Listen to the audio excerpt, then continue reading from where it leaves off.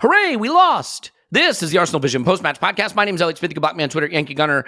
I'm sort of joking, but I'm sort of not joking because now we don't have the extra League Cup fixtures next year because Arsenal lost to Brighton 3-1 at the Emirates in the League Cup. To be fair, I only know that because Tim told me it happened because I couldn't watch it, but that's okay. And judging by Mikel Arteta's look on his face in his post-match interview, I think he sort of shared my sentiment about the importance of losing this match. And we'll get into that. We will get Tim's thoughts on who played well, who played poorly, if there's anything to take away from this game, because we actually have someone on this podcast who saw the game, which I feel like is a helpful component, a helpful aspect of being able to analyze a game of football. So I think that is going to serve us well. I do want to give you a programming note. Coming up during the World Cup, we will have daily episodes. World Cup Daily is coming.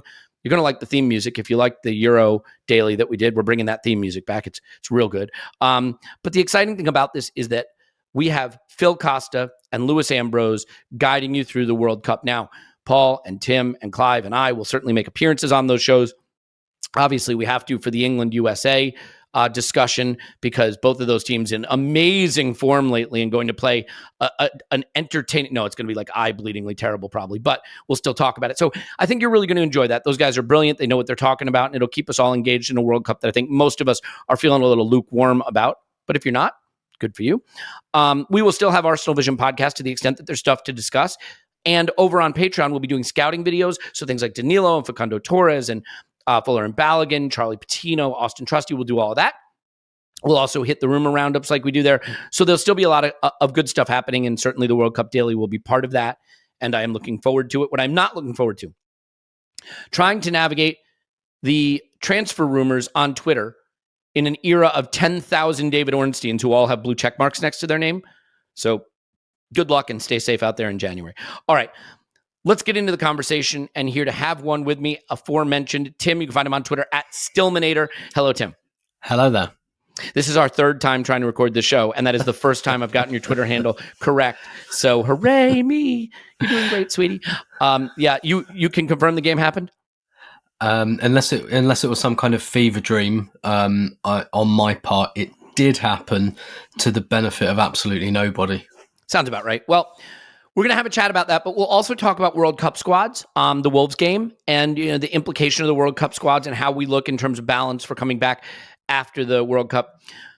We're going to do basically the Patreon instant reaction today in compressed format. Headlines, stock rising and stock falling. It's a structure that I find lets us encapsulate the game pretty easily. And for people that aren't sure what went on, I think it'll give you a good framework. So why don't we kick it off with your headlines? I will contribute, but only to the extent that I have anything relevant to say, which will be a departure from the usual podcast that we do. So yeah, fire away with a headline from Arsenal 1, Brighton 3.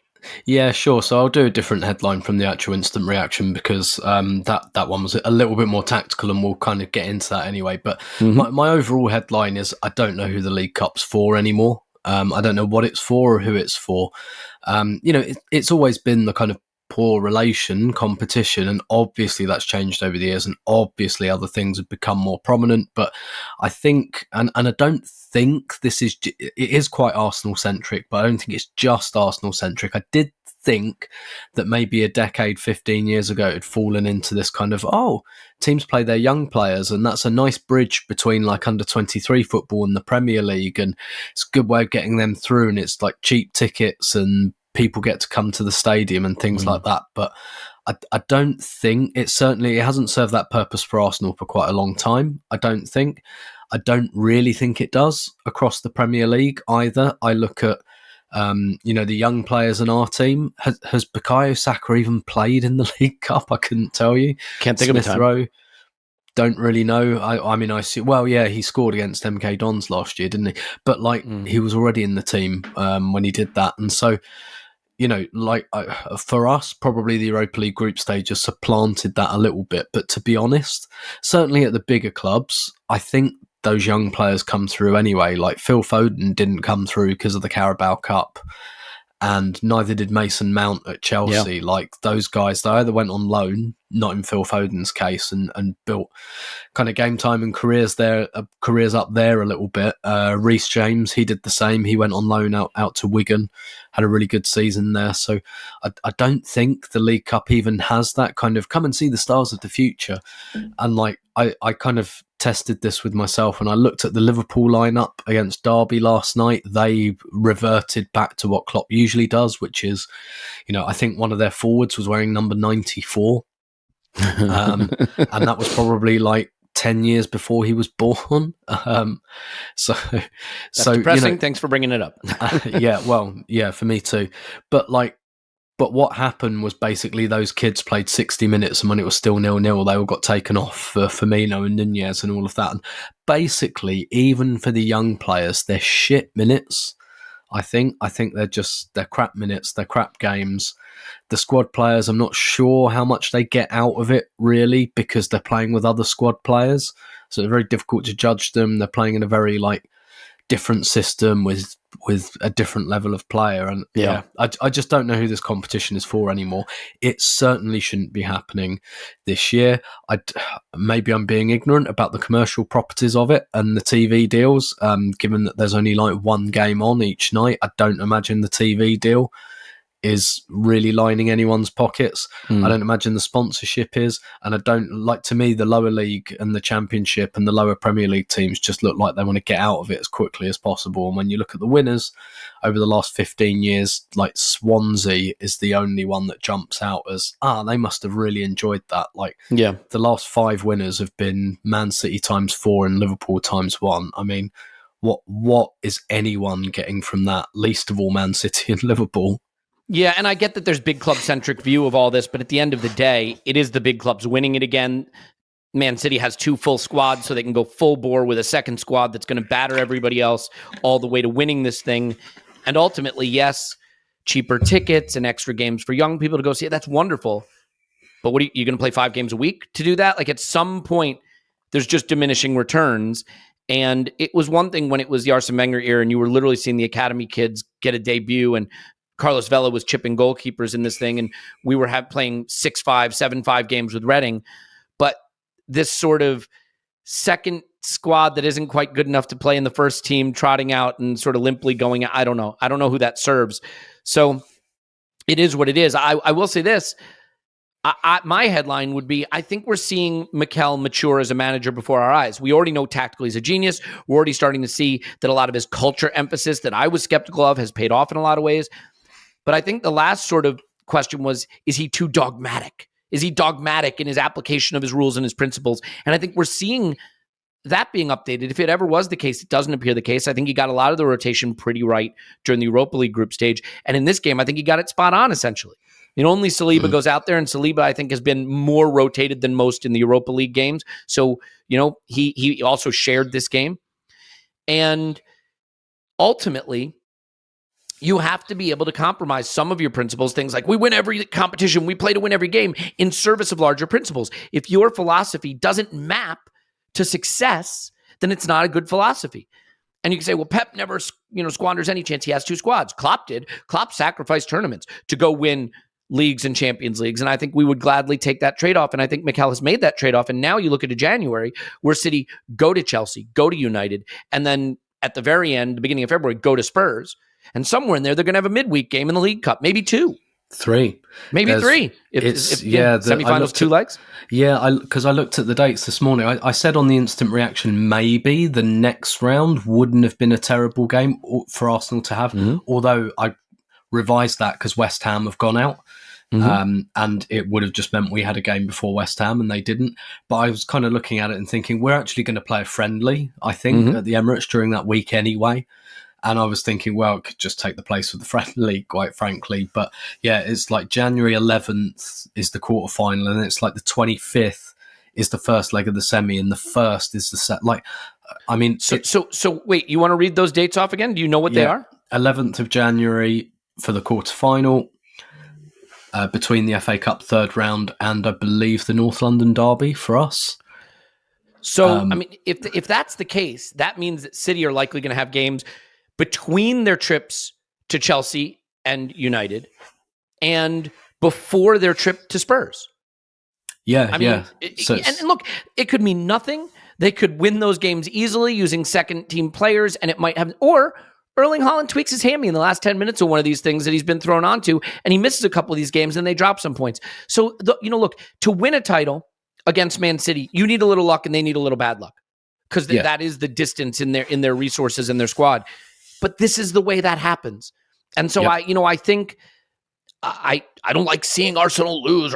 And to be fair, maybe some of the reason I don't have the anger is I didn't see Arsenal lose, right? I didn't physically see it. And so I can intellectualize the result without having to have watched how it came to pass. But I do think that my headline essentially is it's nice to see the dogma being applied in service of something, which is winning. And now Arsenal don't have midweek ties in January. City do. Maybe, just maybe, that little incremental difference delivers a benefit. We'll have to see. And Chelsea and Tottenham went out last night, and they're teams we've still got to keep an eye on. Liverpool went through. I don't think they wanted to. They were taken to penalties by Derby. I think they tried to lose. I'll say this. I would keep the League Cup if it means I can keep watching a reasonably full-strength Spurs side lose to 10-man Forest in the way that they did. That was fun. And that was on TV here. So instead of watching Arsenal trudge around to get knocked out of a competition we don't care about, I was able to watch Spurs get embarrassed. So enjoy that. Yeah. Okay. Let's get your stock risings and stock falling. So let's start with this. Give me two players whose and if you're like, what is stock rising, stock falling? If you don't listen to our instant reaction, it's not who played good, who played bad, who good player, who bad player. That's not really the idea. It's more to be something about the performance that leads their stock to rise within the club or in your estimation or from the baseline where you started.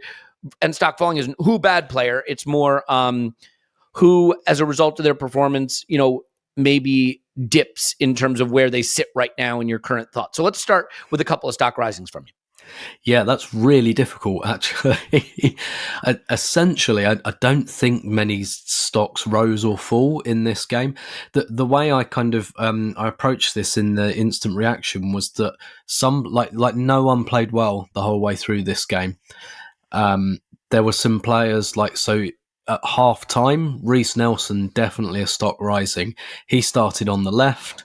He was coming off that left flank a lot, because this is the thing, right, that made this game difficult for Arsenal, is that they couldn't quite have that same 5-5 structure, because Cedric can't invert into midfield. Yeah. Tierney does, not as well as some other players, but he does. Cedric just can't do that. Sambi Lokonga in the first half wasn't really doing the Xhaka thing. So what was happening was Nelson was coming off the left-hand side. And if you've seen the goal, that's a good indication of kind of what Reece Nelson was doing. He was coming off the left. He was turning and he was dribbling at the Brighton players. And then, he had Nketiah run outside him, where you might usually see Xhaka actually in the proper team. And so, Reece Nelson had a really strong first half because he was moving into those central areas. I think the other thing is, in League Cup games, what quite often happens is, because you haven't got the automatisms and the chemistry, having a virtuoso performer really works sometimes. That's why someone like Carlos Vela looks pretty good in the League Cup, because someone who takes people on and tries things really flow, when your team isn't flowing, that looks a lot better. But then when you ask them to sit back into the structure, they don't look as good. And so what happened to Reece Nelson in the second half was that he stayed much more on the flank, and actually Sambi was pushing on and doing the Xhaka stuff. So Sambi looked lost in the first half, but in the second half he looked quite good, albeit he should have scored at 1-1. He had a big chance just before Brighton went 2-1 up to score at 1-1. So, Sambi would have been a stock falling for the first half, but maybe a stock rising for the second half. But really, the stock rising, and this is quite a boring answer, is the big boys. The Gabriel Jesus, Granit Xhaka, those guys are the stock rising, because when Jesus, I thought Nketiah in the first half was good, was really good, scored a lovely goal. The finish is great. Yeah. The goal in general is pretty, Yeah, and he had a nice intensity to him. But then when Gabriel Jesus came on, and unfortunately, he was ready to come on at 2-1, but Brighton scored the third. And at that point, I was thinking, I wish we could take the substitution back and not bother now. Yeah, I'm sure Arteta felt that way too.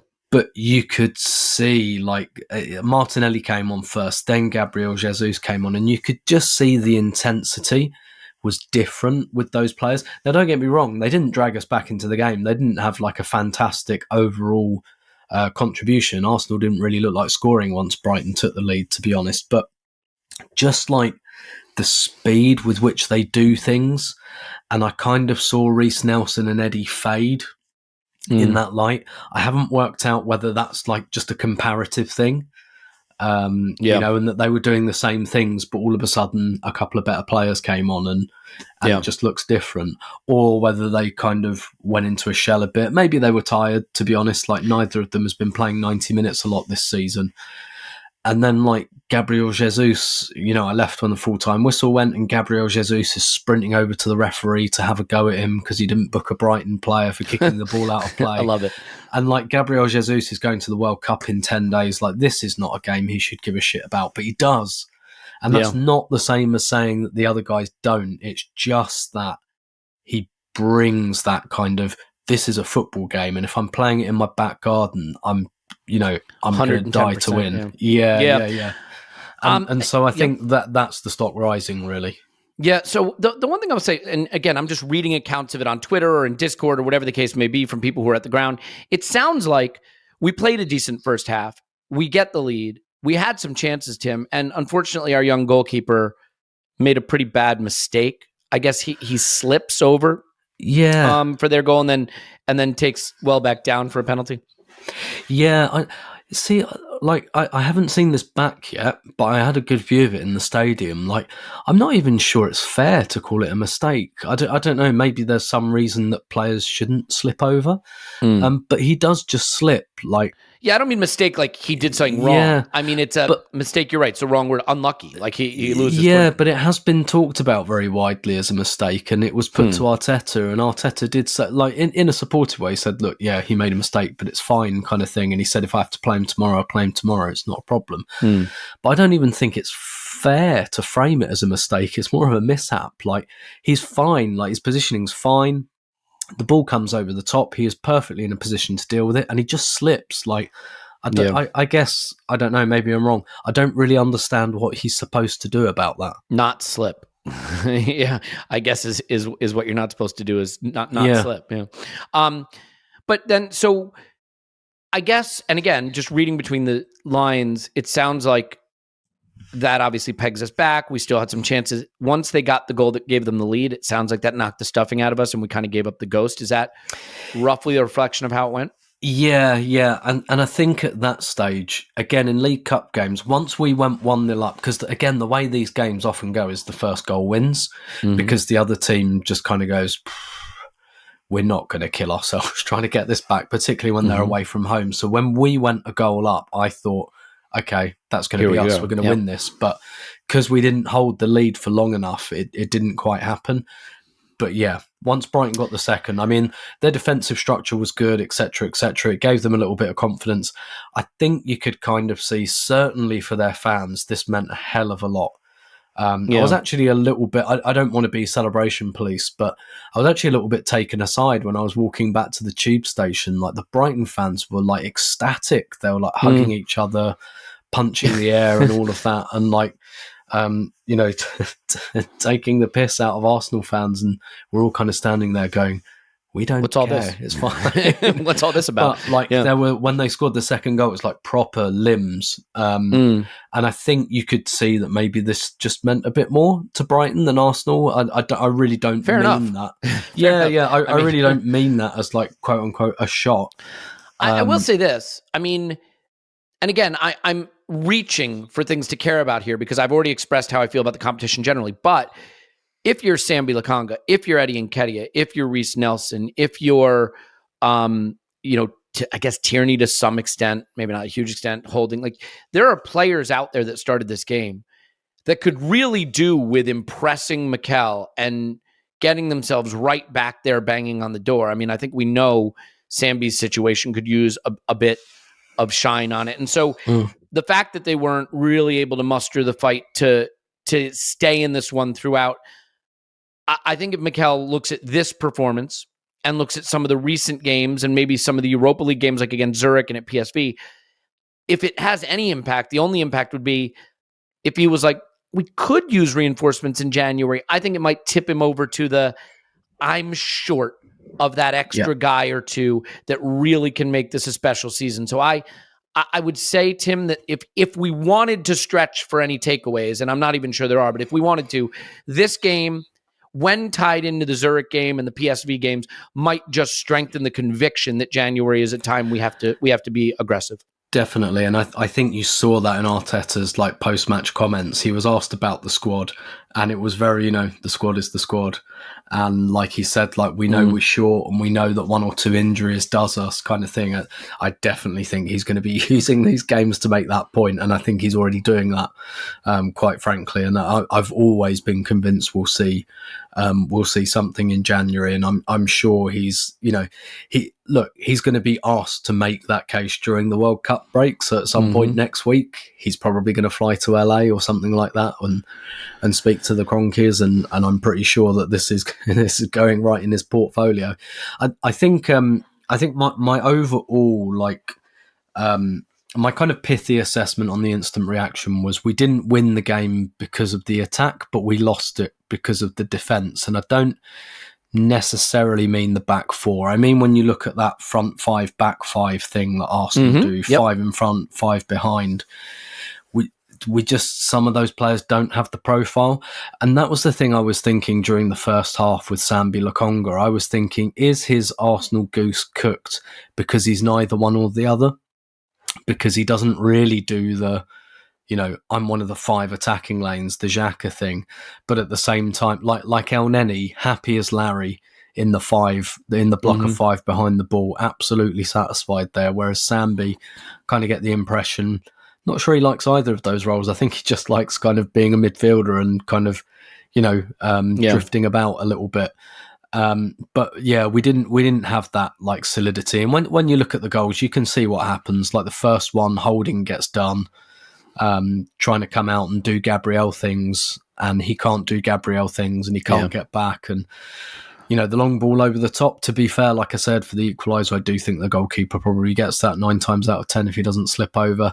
And then the third goal, like Nelson gets robbed, but Cedric is, he's just not very good. Bless him. I mean, he's I saw videos of both the goals we conceded, and it was definitely a case of defenders who can't defend in the way we want to defend, in the way that our starters can defend. I mean, there's just no other way to look at it. And like Cedric, I mean, it's going to take a lot for Cedric to be in a Premier League team. I think we'll have to have a big injury crisis for that to happen, and he didn't even really see much of the Europa League group stage. I think Holding's going the same way. Really, his only use now is the kind of 89th minute back 5 sub. I think that's all he can really do anymore. And these things were known before the game, but they've just been confirmed once again, I think. Yeah, and we did get to see the Danny Welbeck no celebration, which I thought was classy, especially in the context of the fact that he did celebrate at Old Trafford when he scored going back there, but not at the Emirates.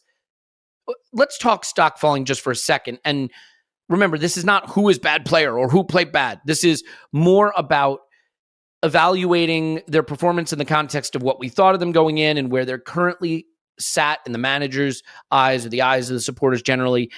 Let me propose this to you, because I read it. I obviously have no idea, Tim, if it's true or not. How do you feel about Fabio Vieira as a potential stock falling? I feel that in a way he's in a stock falling season in the sense that he looked really good when he first broke into the team. And every subsequent performance has maybe been just a little bit less good. Now, to be fair, he had no preseason whatsoever.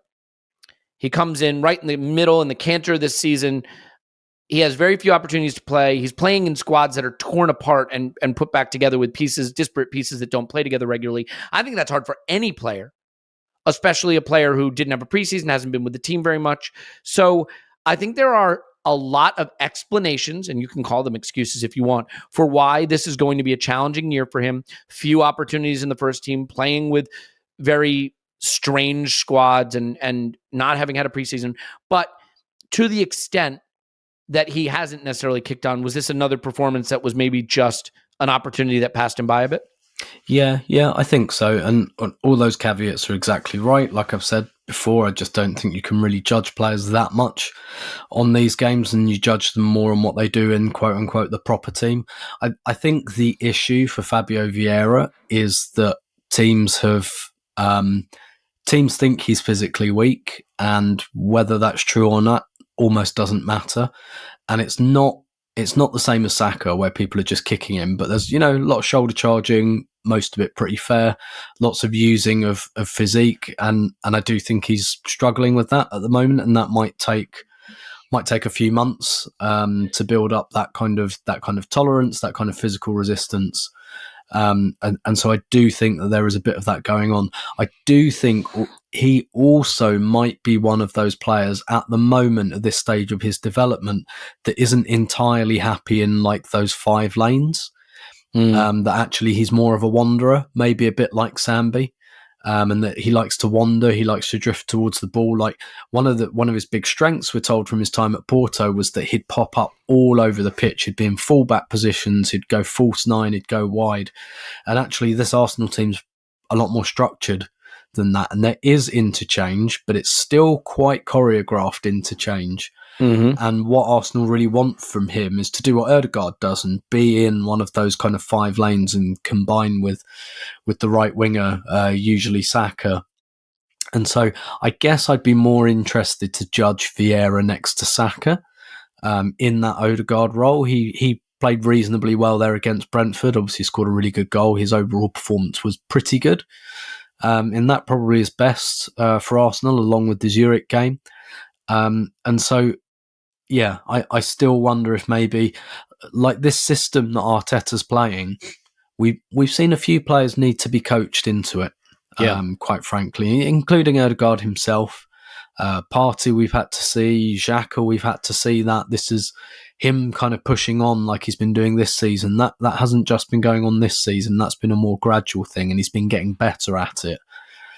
And, I think that's just the reality. Some of these players probably need to be coached into the system. And Vieira is possibly a player who's not, at this point, as happy kind of not being told. I don't want to make it sound like a straitjacket or anything, but like, this is your area of the pitch. Yeah. This is your zone, and this is where we want you to move within it. And that might just take a little bit of time. Yeah, and it's funny. We often talked with Nicola Pepe about how his price tag became a weight on his shoulders, right? The £72 million price tag, and he was never going to live up to that. The irony is, to a much smaller extent, but similarly, the price tag may be doing that for some fans, at least, with Vieira, because he is very much a young player who only kind of broke into first-team football at the second half of last season, had no preseason, could not really be expected to boss games with the groups that he's been playing with mostly. And so this was always going to be a rough introduction and an up and down season for him, but he wasn't an £8 million punt. He was more expensive, I think, than Ødegaard potentially, or in that range, right? So in a similar way, the price tag has led to expectations that maybe can't be matched by where the player is in his development right now. So we'll keep an eye on him. I mean, the talent is in there. We see it. And then it's just a question of the talent developing into the role. Now you could say, well, the talent is in there with Sambi, he's not developing into the role. Fair point, right? You don't know the trajectory with these young players. We have the youngest team in the league, but that may have created the expectation that every 21-year-old player we buy is just going to turn into an amazing player. And ultimately, they don't all do that. So let's take a deep breath and be patient and see how it goes. What I want to do 2 things principally here. I want to talk about World Cup selection and how that impacts our squad, and maybe congratulate some of our players who have made it, and also talk about the influence there. And I want to talk about the Wolves game, obviously, because I think the key right now is stay focused. If you're Mikel Arteta, the 2 words that you are saying to your team is stay focused. There is no World Cup until Sunday. There is nothing else in this world until Sunday. Stay focused. But one thing we need to stay focused on, critically focused on, is that this show is sponsored by BetterHelp, right? BetterHelp, that's HELP, Okay, this show is sponsored by BetterHelp. And one of the things that BetterHelp talks about is that life does not come with a user manual. And I think it's such an interesting way to put it, right? Because we get instructions, we get help with doing things that we don't know how to do. And whether it's medicine, we get help dealing with medical issues, or you could take a cooking class, or you can, if you're trying to get a driver's license, you can take driver's ed, or whatever the case may be, you take these classes and instructions. But when something goes wrong psychologically, emotionally, we often think we're just supposed to be able to handle it ourselves. I know everyone's bored with hearing that I did therapy, but I think the reason it's relevant is because I didn't do therapy because I was in crisis. I did therapy because I wasn't sure where I was headed and what I was doing. And I needed someone to work through that with me because I recognized that I wasn't doing a good job working through it, and I wasn't going to get where I wanted to go in life if I didn't get my hands around that and understand it. So you can use BetterHelp to navigate life's challenges, whether it's a career change. I know a lot of people have gone through that, new relationship, becoming a parent. The therapists are trained to help you figure out the cause of challenging situations, and BetterHelp has connected over 3 million people with licensed therapists. It's convenient, accessible anywhere, and 100% online. It's more affordable than in-person therapy. It can be totally anonymous if you want to go camera off, and you can get matched with a specialist should you need it. So, as the world's largest therapy service, BetterHelp has matched 3 million people with professionally licensed and vetted therapists, available 100% online, plus it's affordable. Just fill out a brief questionnaire to match with a therapist. If things aren't clicking, you can easily switch to a new therapist anytime. It couldn't be simpler. No waiting rooms, no traffic, no endless searching for the right therapist. Learn more and save 10% off your first month at betterhelp.com/vision. That's BetterHelp, HELP.com/vision. Do it now. Tim, is that enough of that? Indeed. Okay. Tim, let's talk World Cup squads, World Cup timing, and staying focused. Let's start big, then we can get small. Generally, a lot of players that are going to the World Cup. Saka's going, Jesus is going, Martinelli is going, and congrats to him. Thomas Partey is going. Takahiro Tomiyasu is going. Trying to think of who our players are now. There's a lot of players. Ramsdale is going. Ben White is probably going to be going. He is going. It's announced. Okay. Confirmed. Yeah. Because Reece James is not there. Well, that shouldn't be the reason. The reason should be because he's arguably the best right back in the Premier League right now. And on and on and on. To the extent that now feels like it's on the horizon. The squads are announced. The players are going. Saliba's going, right? This is huge for these young players. Do you think it will be hard for Mikel to get the message of stay focused through to them going into this one last game? It'd be one thing if it was United but it's Wolves away. They're bad, but Molyneux will be up for it. They do have some talented players. They got Pedro Neto. We want him. Ruben Neves, Dama Traore, who's like a bowling pin. How difficult do you think it's going to be on the precipice of a World Cup to keep this group focused for one more game?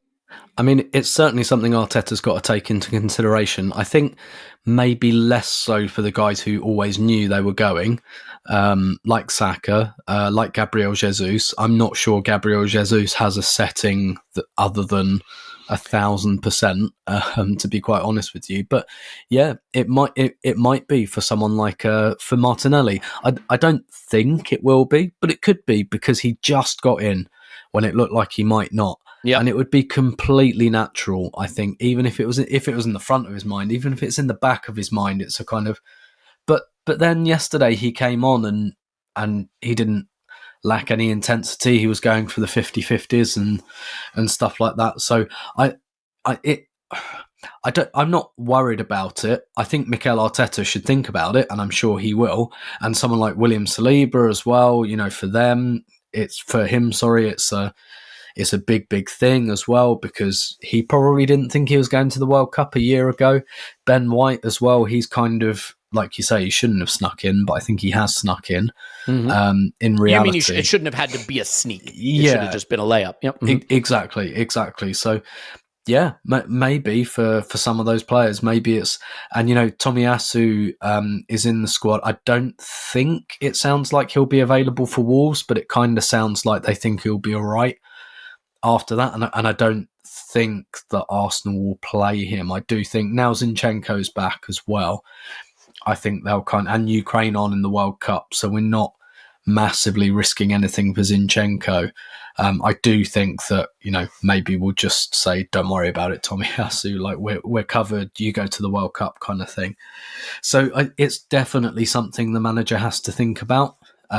Yes, but it's not something I'm hugely worried about. I saw Martinelli, Jesus and Xhaka come on last night and and I was watching and I didn't detect any drop in intensity. William Saliba started and played 60 minutes. No drop of intensity that I could see there. So I think it will be fine, but it would be a miss of the staff not to make sure of that. Yeah, and I do think you're right that for a player like Martinelli, that's a great example. Saliba could be another one, right? I mean, he's not just making the France squad, but maybe in line to play. And Brazil and France are teams that will want to win the World Cup. Mm-hmm. This isn't just, wow, I'm in the World Cup. This is, that was dumb because every team will want to win the World Cup. But we'll have an expectation that it would be failure for Brazil if they don't win the World Cup. And I think for France, it wouldn't be far off that. So these are huge things. And we know you can't put yourself in these people's shoes. When you have 100 million people or whatever the case may be, depending on you to bring glory home. And, maybe Martinelli will have a bit part to play. I think Jesus may have more than that. Saliba might, could he be starting every game? I doubt it, but I don't think it's out of the realm of possibility. This is everything. This is what you grow up dreaming about. Look at the social media posts of the players that have been named that maybe didn't expect it and the emotion that goes with it. How Martinelli must have been feeling seeing that news, how Saliba must have been feeling. And now you got to go play Wolves at Molineux.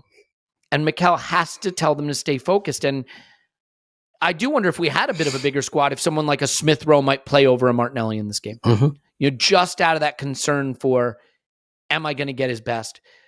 Look, I think the advantage we have, Tim, and I've said this before, but I'm curious if you agree.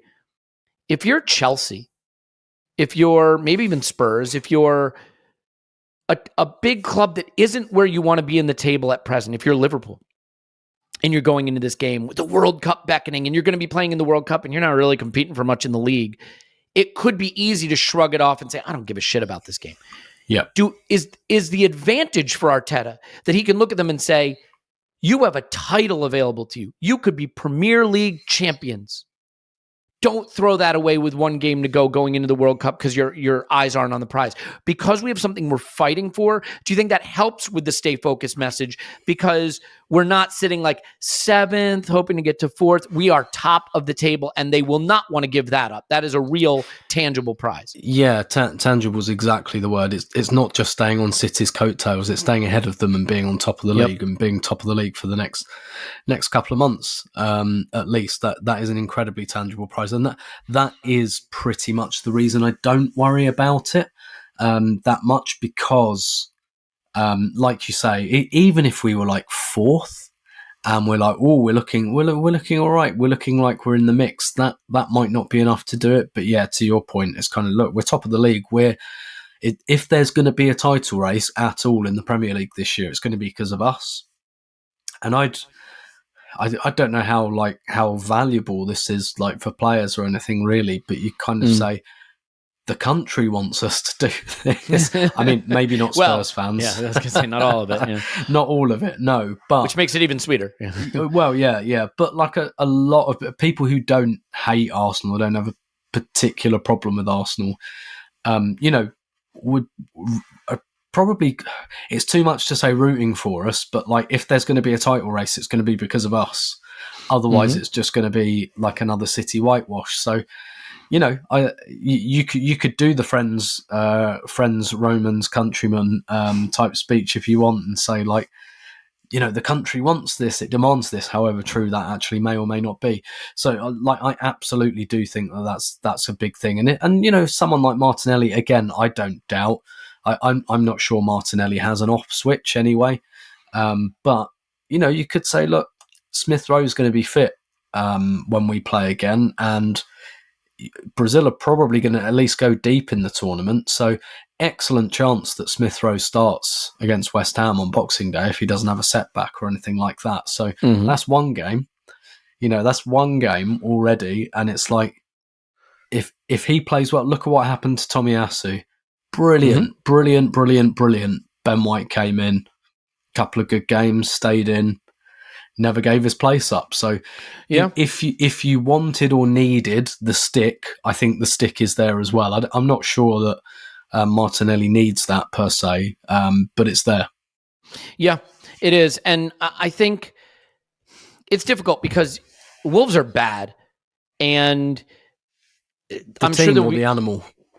I mean, my daughter has a stuffed wolf. It's cute. Like I don't know. I'm not going to pick on Wolves. I'm a fix Wolves is what their manager and Kanye West might say on Twitter. But I don't have a problem with Wolves, the animal, but the club, they're not going through great things right now. They've won twice this season.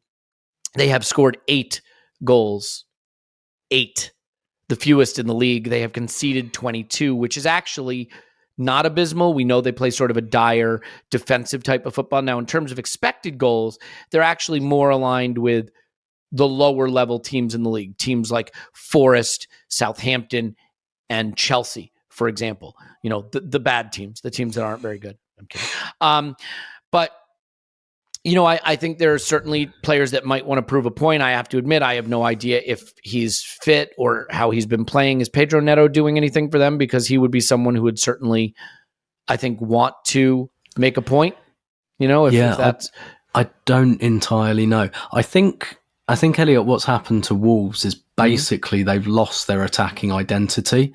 Because when they first came up, they had Jota gone, they had Jimenez head injury, not the same player, and they had Adama Traore, who's kind of went on loan to Barca and has come back, and he's a very, very kind of bitty player.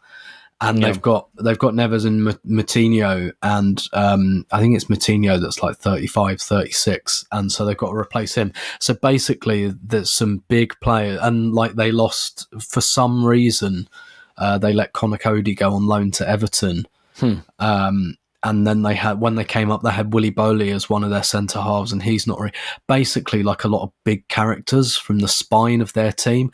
Even the goalkeeper, Rui Patricio, he left as well, albeit I don't think he was in great form at the time he left. But basically all of these players that were hugely key players for them when they came up are either not there or not the same players anymore, and they've struggled to replace them, and they've replaced them with a lot of players who are like very much in the on their day category.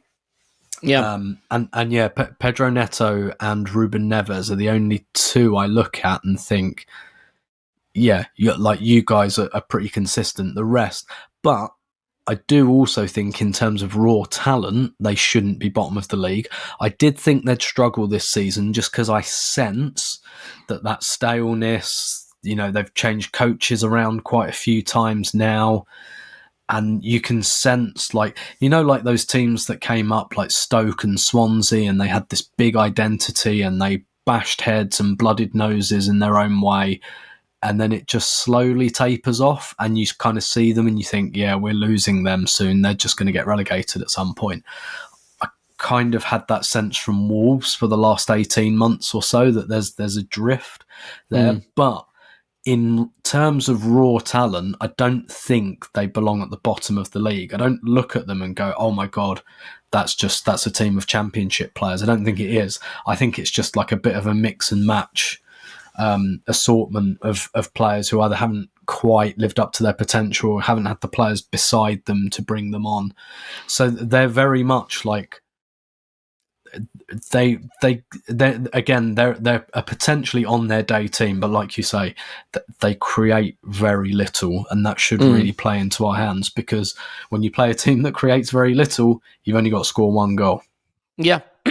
Well, I would take 10 though. I should tell you, by the way, this is a good time to say this. If you're trying to run a business, maybe that business is Wolves, maybe it's another business, you're probably going to want an e-commerce website, and the best place to get an e-commerce website for your business is with Shopify. I was supposed to do this earlier. Apologies. Forget the the work that it takes to build a football club. When it comes to building an e-commerce store, Shopify makes it simple to sell to anyone, anywhere, whether you're selling warm-ups or wall hangers. It's time to start selling with Shopify and join the platform simplifying commerce for millions of businesses worldwide. With Shopify, you'll customize your online store to your brand, discover new customers, and build the relationships that create diehard fans. Shopify fields all the sales channels to grow a winning business, from an in-person point-of-sale system to an all-in-one e-commerce platform, even across social media platforms like TikTok, Facebook, and Instagram.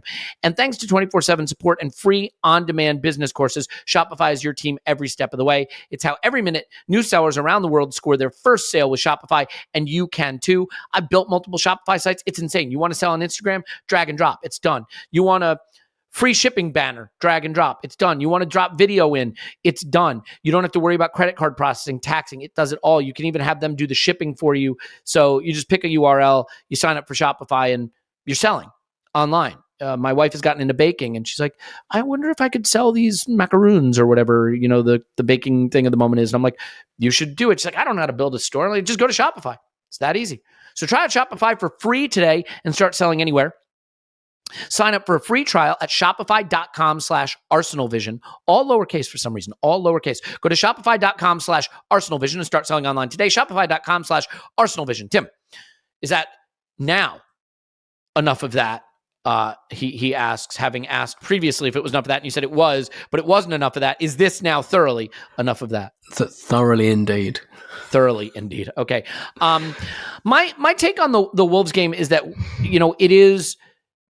it is going to be, and by the way, it looks like Pedro Neto's just having a nightmare of a season and things have not kicked on for him, and maybe we dodged a bullet there, but it is a case of stay focused, play our football, and it should be okay. They lost 3-2 in a game where they got a red card against Brighton. They won in midweek over Leeds in the League Cup. They did play some of their starters there, so maybe a little advantage in terms of they played hard, they won a hard-fought victory, and maybe we just have the benefit of energy.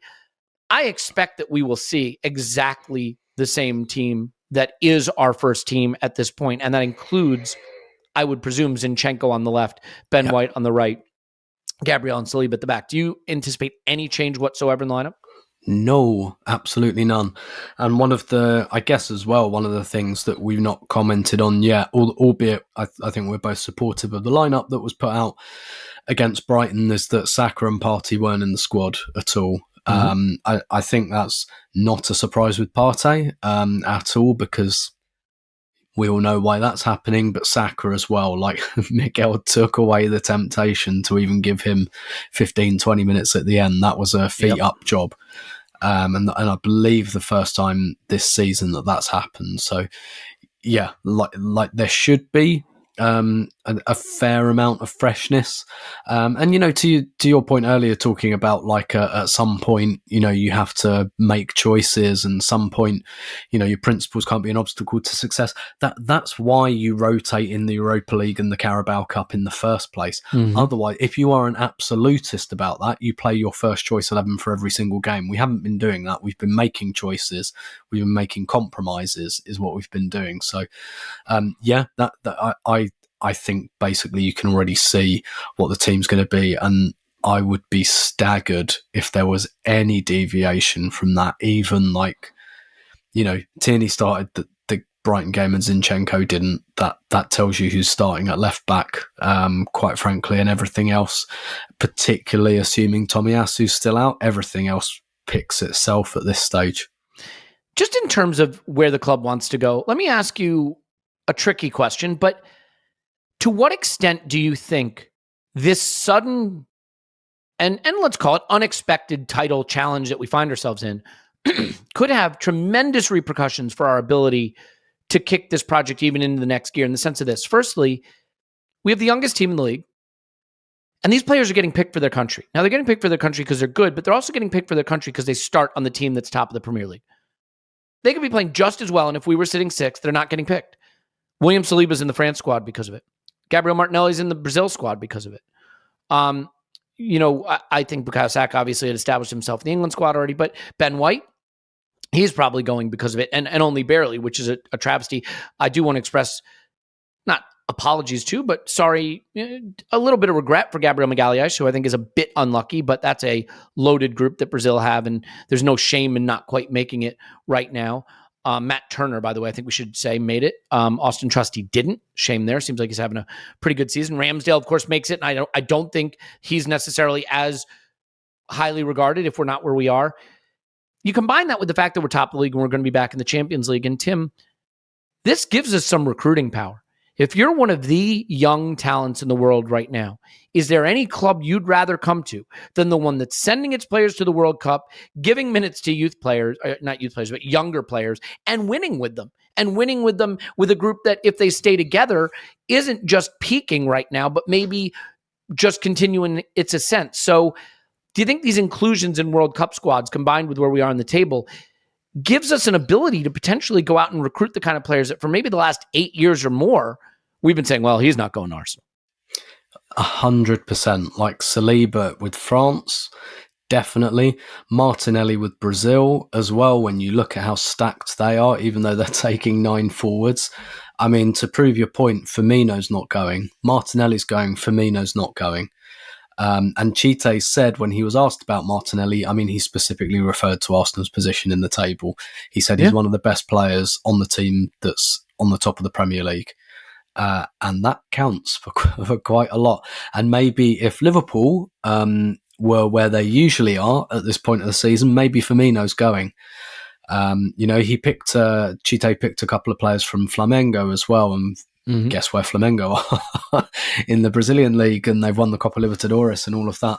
So, like, it counts. It really counts. I think you're exactly right. I think that's a massive recruiting tool. We can say, like, not just, well, certainly for the younger players like Martinelli and Saliba, and we can say, look, we're talking Brazil and France here. We're talking like 2 of the best teams in the world. But also, like, in terms of resurrecting Gabriel Jesus's international career, because the squad before he signed for Arsenal, he didn't make. Now, to be fair, I think that was the only one he hadn't made since he was about 18, but he wasn't in it. And then he comes to Arsenal, he gets back in straight away. And so we can point to that as like a resurrection of someone's international career as well. And particularly on the back of a World Cup, which, as we know, is pretty much nearly every player's central ambition is to play in a World Cup. And even more so if Brazil win it, and Martinelli in particular comes back with like a winner's medal, if France retain it, if France win it, and Saliba comes back a World Cup winner, if Saka, Ben White, I think it's less likely England will, to be honest, but like if Saka, Ben White, Saka, a player we produce from our academy, Ben White, who we bought from Brighton, Ramsdale, who we bought from Sheffield United, like absolutely, that would be an amazing recruiting tool for us, and that's why I think, as fans, we should really hope our players go to the World Cup, not least as well because we should be invested in them as people, and this is what they really, really want. And look, don't worry about Martinelli getting tired, because I'll tell you a secret, he probably won't play a minute. I'm afraid. Yeah, I mean, so I just and you look at where we need to go going forward. I was an Arsenal supporter when we were losing Cesc Fabregas and Sam Nasri and Robin van Persie, and it was a trajectory-based problem, I think. Not just economics, but trajectory. But if you want to re-sign William Saliba, I don't know how you can make a stronger bid than you start every game here. You get into France squads here. You are top of the table here. You're in the Champions League here. You could go to Madrid at 26 and have 5 more seasons of this here before you have to think about that. And we can afford to pay you. Maybe not Madrid. Maybe Madrid will give you $350 a week. We'll give you 200, and you'll win titles or compete for them and be in the Champions League and go to World Cups and then go make 300. And again, look, at some level, if the difference is £150,000 a week, I don't know if you could sell the vision, but I still think we are in a perfect position to recruit a different level of talent and make a better pitch to retain our talent. And so Mikel Arteta has a lot of credit to be paid to him, not just for us winning, but for this club being able to really start to get back to the level that we would like to believe it belongs at. Because in order to get to that level and stay there, we're going to need to reassign these great young players, and we're going to need to continue to add at their level. And being top of the table and sending players to the World Cup is the perfect platform when you need to give Saka a new deal, and you need to give Martinelli a new deal, and you need to give Saliba a new deal, and you need to go out and say, why should Liverpool... You talk about Jude Bellingham and people laugh. Why should they be laughing? Why should they be laughing when the youngest team in the league is top of the league, sending all its players to the World Cup, and can certainly pay every bit as much as Liverpool can pay, and has a manager that's now establishing himself not only as one of the best, but one of the best for young talent? We need to start thinking of ourselves as in the race for that caliber of talent. And Tim, candidly, there's no reason we aren't. There's no reason we aren't. Yeah. I mean, we got Gabriel Jesus, didn't we? Yeah. During a summer where United needed a striker, Chelsea needed a striker. And the thing is with the Premier League, overall, even if you absent the Arsenal stuff, the level of player, like West Ham got Schumacher, like one of the best performing strikers in Serie A. He's at West Ham. Like Fulham got what's his name? Joao Palinho. Palinho. I can't remember his exact name, which isn't helping Newcastle my point. aren't having trouble getting talent, but that's and I think that's an important point as well, that harnessing the power of the Premier League and everything like that, and players and managers really want to come here. Like Unai Emery came to Aston Villa. As a fairly high performing manager in Spain, he was desperate to come back to the Premier League. And really, if you're talking to players who really want to come to the Premier League, if you're Arsenal, you just say, look, there's only one team that is at the moment that's demonstratively better to come to than us, and that's City, and we have to accept that.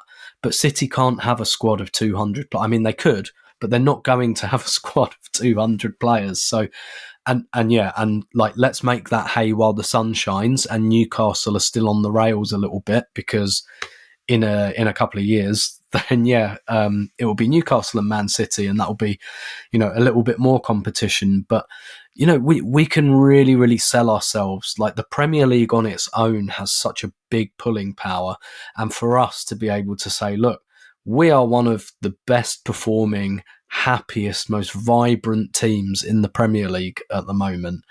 And by the way, you can come and live in Barnet, which is like one of the nicest places in London. And we've got a lot of pulling power there now. Definitely, we're well positioned. Yeah. So, well, let's wrap it up there. But the thing that I'll say ultimately is, if you are a young player who's talented and looking for the next right move for your career, and you look at United and the mess they've been for so long, and if you're Jude Bellingham and you look at someone who was playing on your, in your league and your team, Jadon Sancho, you want to be where his career has gone right now? I don't think so. Chelsea may have looked like a good place to land before, but now looks a bit of a mess. Liverpool, their cycle's kind of ended. Is Klopp going to stay? City, of course, you can still always go there. But maybe right now we're the employer of choice for young players that want to take their career to the next level. So it'll be interesting to see what we do in January, maybe more so in the summer. And based on how this season goes, the one thing I will say is, and this is an important point for people who are like, don't disrupt it in January, wait till the summer, this season could be amazing, but we tail off a little and finish third. And it still looks great, and we're still in the Champions League. But in January, we may be top. Not necessarily, but maybe. And that's a recruiting position that we may not have in the summer. So, you may say to someone, look, come win the Premier League with us. Come be the thing that puts us over the edge and win the Premier League with us in your first season. So be interesting to see how we leverage all this. But I feel great for the players that have made it to the World Cup. The key now, stay focused. One more game, stay focused. Because Tim, as a final thought, going into this World Cup break, top of the table is critical. To lose it at this last hurdle, and I say lose it, but to be a point behind City going into this break would somehow, I think, psychologically feel devastating when we front run this thing the whole way, and we just got to get past Wolves at Molineux and we go into this nice layoff top of the table. I think it's critical that we achieve that. Yeah, definitely. It comes back to that Miguel Delaney tweet that I referenced last week before the Chelsea game, where he kind of said, is this the first time Arsenal are actually under pressure? And I think it was. And look, that pressure transfers to this weekend for exactly the same reason. And that's fine. Like, that's what you want. You want that pressure. You want the pressure of being the leaders. And that's what Arteta will say. I know there's a phrase, I believe you're American, you'll know it. It probably came from America, but the whole like pressure is a privilege. Oh gosh, beats me. Come on. I don't thrive under pressure, so I try not to follow expressions about it. But lots of sports people use that, like pressure is a privilege. Pressure is what you want. It's what you strive for. It means you have important things up for grabs. Yeah, exactly. And like, if you're Arteta, you just say, look, I want this to be our weekly reality. I want us to go into every game thinking, fucking, we've got to win this weekend because we want to stay top of the table. That is exactly what he will want to foster. And again, like, you know, he doesn't have to give them the scary talk of like, if you lose this and if you go like, and everyone's just going to say, well, that's it, Man City are top and they're not coming off from the rest of the season. But really, he'll flip it and he'll say, look, this is a wonderful position to be in. This is great. This is what you want as professional footballers. This is what we want at Arsenal. We want that all the fucking time. And so, yeah, absolutely. I think you use that to pump your players up and just go out there. You're top of the league for 6 weeks if you win this game, and you come back from the World Cup, and whether you go and win the World Cup or whether you have a really crap World Cup, you come back to the team that's top of the league. Exactly. And that's a good feeling. Team talk made, stay focused, and you get to be top of the league for 6 weeks. It's a huge prize that I think they just got to go out and grab. And it's the kind of opponent that I think is a litmus test for your concentration and your professionalism, because we are better than them and we should beat them. And look, there's no easy away game in the Premier League, but we're better than them and we should beat them. And I think the way we don't do that is if we beat ourselves by having one eye on what's coming next. So it is a good litmus test for their focus and concentration. One that I certainly hope they will pass. It'll be nice to play on a Saturday. So we'll have an instant reaction on Saturday for a change, and then we'll go on from there. And don't forget, we got the World Cup Daily coming up. Tim, we've had tremendous technical problems recording this, so thanks for bearing with me. I hope that by the time people are listening or watching this, that they won't have noticed it. But if you do, blame Zencastr, because that service is an absolute disaster at the moment, and they cannot be ridiculed enough for what they have done to our workflow. So thank you, Zencastr. All right, Tim's on Twitter. Roberto, thank you, sir. My pleasure as always. My name is Elliot Smith. You can block me on Twitter, Yankee Gunner. We love you, and we will talk to you after Arsenal 10, Wolves 0.